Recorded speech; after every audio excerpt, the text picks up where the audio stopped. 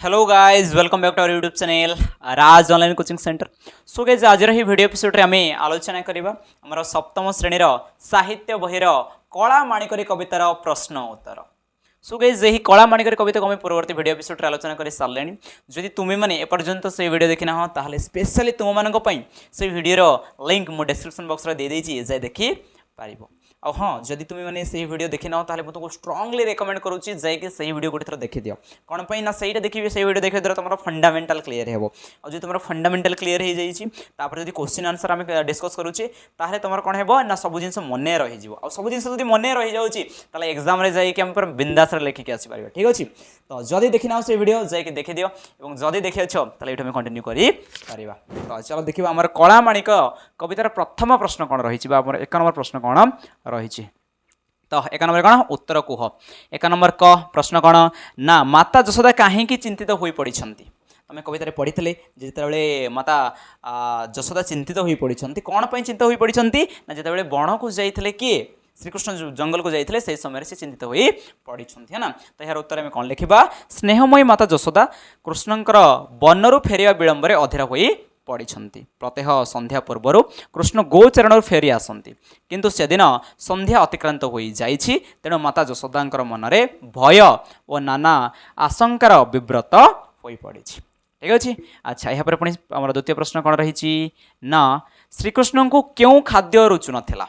तो यार उत्तर आम कौन लिखा श्रीकृष्ण शरीर दुर्बल थिला तेणु माँ तांको नाना क्षीर जातीय द्रव्य यथा गोटिका अधाम ओसर आदि जाची खोइबा को चेष्टा करुथिले मात्र से सब खाद्य श्रीकृष्ण को रुचु नथिला किंतु लहुणी तांको प्रति मनरे गभीर आग्रह थिला और माँ को से लहुणी लांच मागु थिले।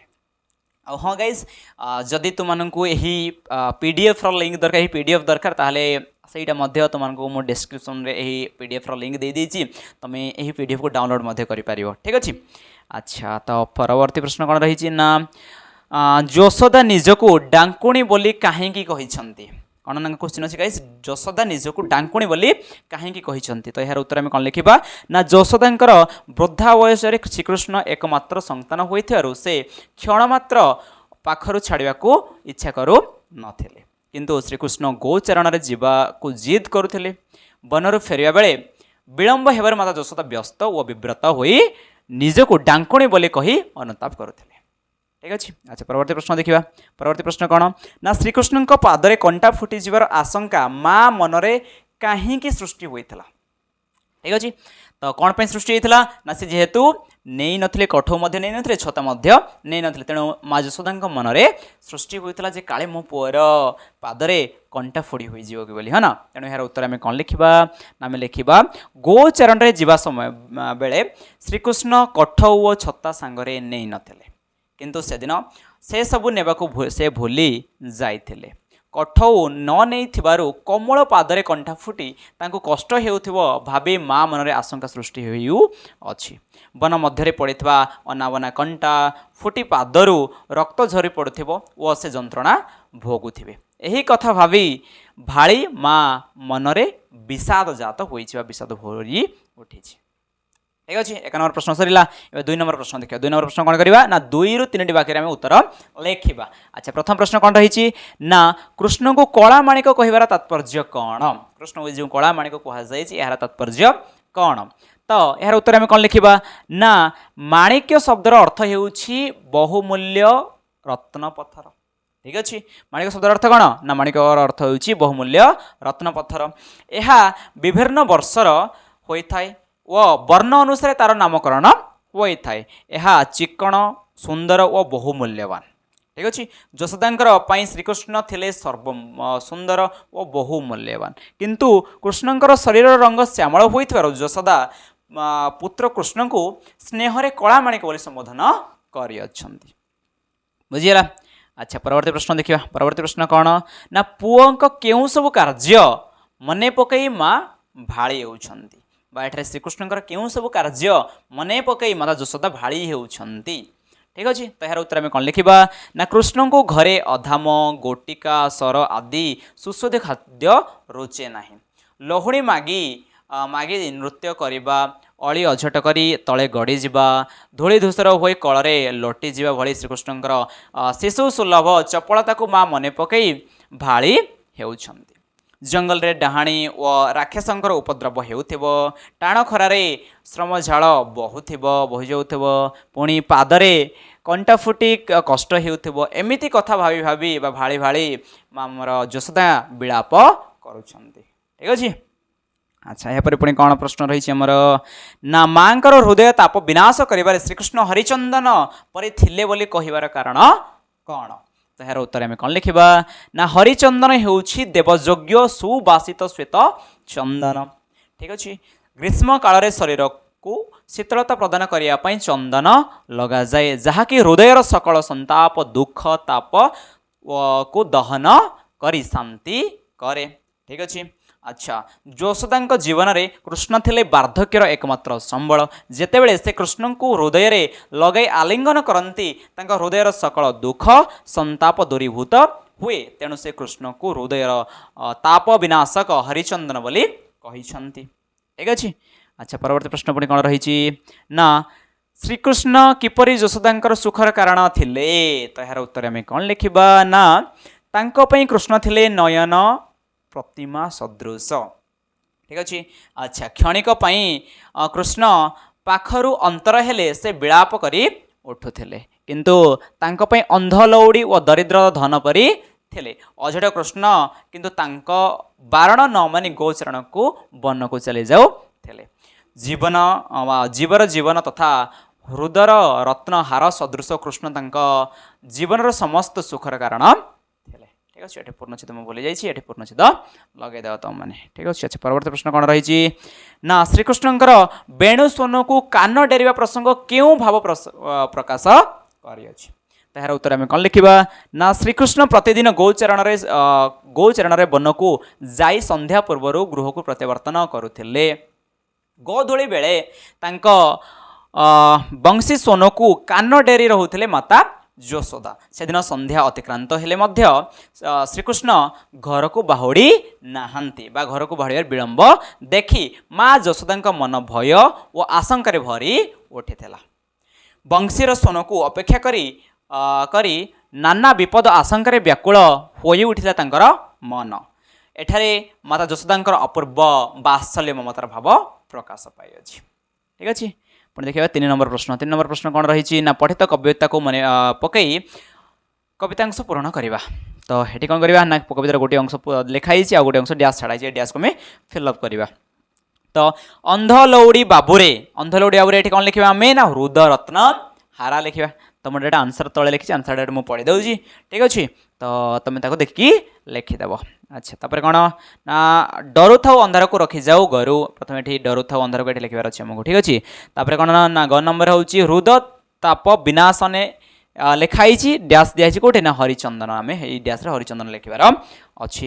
ତେଣୁ ପ୍ରଥମେ ଡ୍ୟାସ୍ ଦିଆହେଇଛି, ତାପରେ ଲେଖା ହେଇଛି କ'ଣ ଲେଖା ହେଇଛି ନା ସର ନରୁଚଇ ତତେ। ତ ଏଠି କ'ଣ ଲେଖିବା ନା ଗୋଟିକା ଅଧମ ଆମେ ଲେଖିବାର ଅଛି। ଠିକ୍ ଅଛି।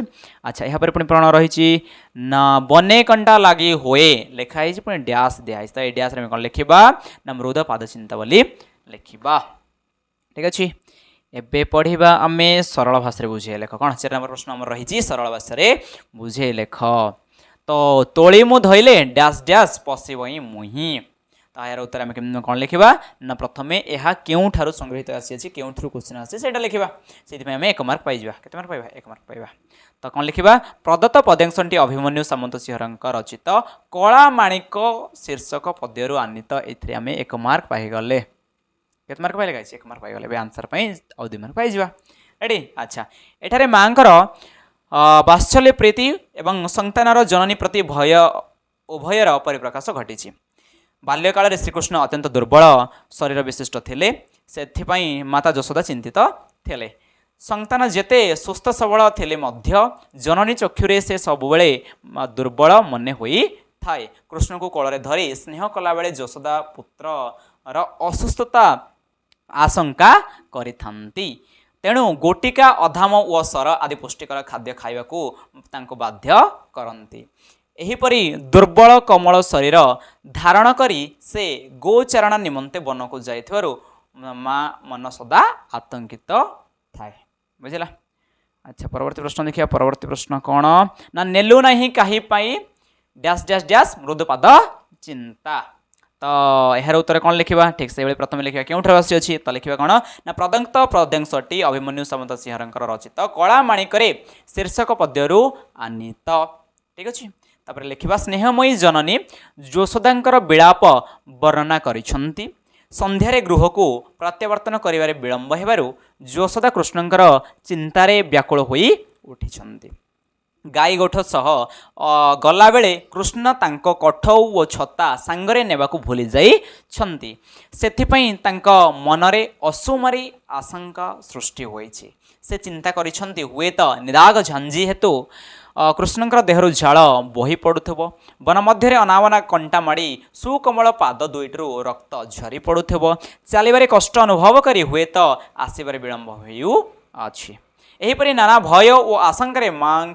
मन सिहरी उठुछि बात्सल्य ममतामयी जननी यशोदांकर व्याकुलता को कवि लेखनी जीवंत होई उठिछि ठीक अच्छे आम 4 नंबर सरल भाषा बुझे लिखा गमे लिखि सारे पढ़ी सारे देखा आम 5 नंबर कौन ना असजड़ा पद को सजाड़े लिखा तो पद गोटे देर ये पद देती पद असजड़ा होगी रही अच्छी यही पद को आम सजाड़ी लिखा तो कौन लिखी तू तू विनाशने एक वृद्ध काले नंद हृदताप हरिचंदन मोहर तो या सजाड़ी लिखा ताले कौन हम ना वृद्ध काले तू मोहर एक नंदन हृदताप विनाशने तू हरिचंदन ठीक अच्छे अच्छा यहाँ पुणी कौन रही ना श्रुति की डंकुणी वन को मातिबार शुभुची छाड़देली निशाचर कहीं मु जदि या सजाड़ी लिखा ताहले कौन है ना निशाचर मातिबार शुभुची श्रुति की मु डंकुणी छाड़देली वन को कहीं तो बर्तमान 6 नंबर क्वेश्चन देखिए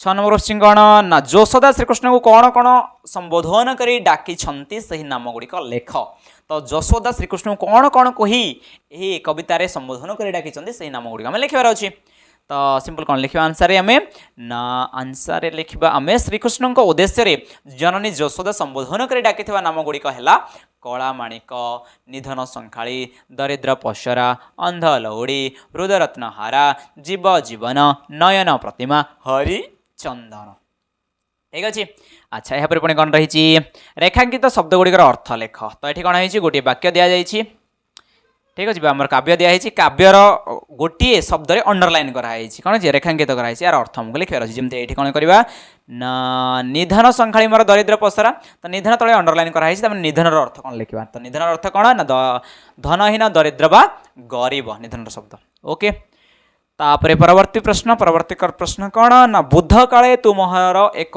नंदन तो ये देख जे वृद्ध काले तुम्हार एक नंदन नंदन अंडरलाइन कराई माने नंदन अर्थ कौन आमको लिखार अच्छी तो नंदन अर्थ हूँ पुओ बा पुत्र तापरे अधाम गोटिका सॉरी गोटिका अधाम सर नरुचई तते तो कौन कहला ना गोटिका अधाम अधाम अंडरलाइन दिखाई ठीक अच्छे तो अधमर अर्थ कौन ना अधमर अर्थ हूँ दुग्धजात मिष्टान विशेष आम राबिड़ी बोली जहाँ कही था सरपुली बोली आम कही था या केमती प्रस्तुत कराए ना दूध को गरम कर जलीय अंश कमिगला अर्धतरल अवस्था जहाँ रोहे ताहार नाम हूँ अधाम आम अधाम बोली कहूचे यह गोटे सुस्वादु खाद्य अच्छा तापर कौन ना बने कंटा लगे हुए मृदु पाद चिंता मृदु शब्दर अर्थ कौन मृदु शब्दर अर्थ हूँ कमल बा नरम ओके अच्छा परवर्ती प्रश्न कौन बार बार बारुथाई जीवापाई बने ए जो बारुथाई शब्दर अर्थ कौन बारुथाई शब्दर अर्थ हूँ बारण करुथाई बा मना करुथाई ओके अच्छा बर्तमान 8 नंबर देखा 7 नंबर सरीगला 8 नंबर कौन ना तले दि जाइथिबा समचरित शब्द गुड़िकर सब गुड़िक मध्य अर्थगत पार्थक्य लेख तो ये सामान उच्चारण हो शब्द गुड़िक यह शब्द गुड़िकर अर्थ अलग अलग तो से अलग अलग अर्थ को आम लिखार अच्छी तो बेसी बेसा तो बेसी शब्द अर्थ कौन ना अधिक बेसा शब्द अर्थ हूँ बेश धारा ठीक से ये निधन निधन शब्द अर्थ मृत्यु विनाश आउ निधन शब्द अर्थ हूँ धनहीन एवं दरिद्र ता डिपेंड करुच्ची क्यों वाक्य व्यवहार होके जो वाक्य व्यवहार हो तार ठीक से ये अर्थ है परवर्ती श्रुति शब्द अर्थ हूँ कान श्रवण शुणा ठीक से श्रुति शब्द अर्थ हूँ वेद बा किंवदंती वेद को मध्य श्रुति बोली कहुए कौन पाई से पूर्वर लोक मैंने वेद को शुणी शुणी मन रखुले अच्छा परवर्ती प्रश्न निशा बा रात्रि निशा कौन कहुए रात्रि बोली कहुए आउ गोटे निशार अर्थ होची निशा द्रव्य अभ्यस्त ओके ठीक से बर बर गोटे हूँ वृक्ष विशेष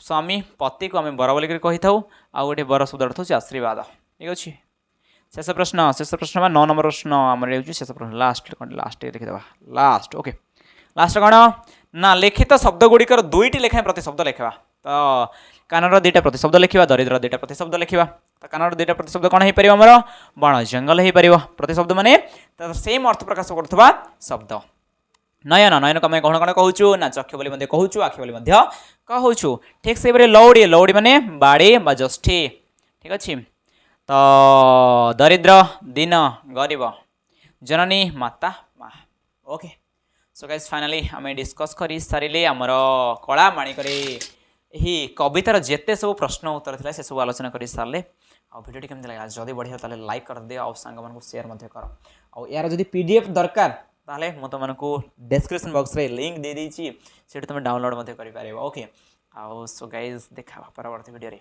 से पर्यंत रही शुभ विदाय।